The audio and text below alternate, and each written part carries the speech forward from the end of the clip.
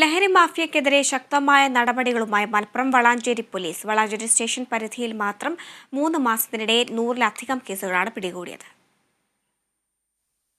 വിദ്യാർത്ഥികളെ ലക്ഷ്യമിട്ട് ഗ്രാമങ്ങളിലെത്തുന്ന ലഹരി മാഫിയയെ കേന്ദ്രീകരിച്ചാണ് പോലീസ് അന്വേഷണം. പലപ്പോഴും ടൗണുകൾ കേന്ദ്രീകരിച്ച് പരിശോധന നടക്കുന്നുണ്ടെങ്കിലും ഇത് പ്രാദേശിക സ്ഥലങ്ങളിലേക്ക് എത്തുന്നത് വളരെ കുറവായിരുന്നു.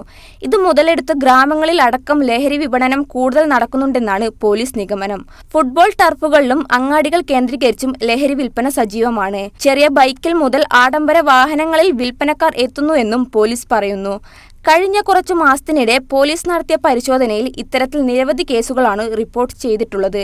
കഞ്ചാവും MDMAയും കൂടുതലും ഇതര സംസ്ഥാന തൊഴിലാളികൾ വഴിയാണ് എത്തിക്കുന്നത്. വിവാഹ പാർട്ടികളിൽ ഉൾപ്പെടെ ഇവർ പിടിമുറുക്കുന്നതായും സൂചനയുണ്ട്. വിദ്യാർത്ഥികളടക്കം നിരവധി പേർ ലഹരി മാഫിയയുടെ ഏജന്റുമാരായി പ്രവർത്തിക്കുകയും ചെയ്യുന്നുണ്ട്. ബസ് സ്റ്റാൻഡിന് പിറകുവശത്തും ഇതര സംസ്ഥാന തൊഴിലാളികൾ താമസിക്കുന്ന കെട്ടിടങ്ങൾ കേന്ദ്രീകരിച്ചുമാണ് പോലീസിന്റെ വ്യാപക പരിശോധന നടക്കുന്നത്. വളാഞ്ചേരി പോലീസ് സ്റ്റേഷൻ പരിധിയിൽ മാത്രം 3 മാസത്തിനിടെ 100-ൽ അധികം കേസുകളാണ് ഇത്തരത്തിൽ രജിസ്റ്റർ ചെയ്തിട്ടുള്ളത്. Kerala vision news, Malappuram.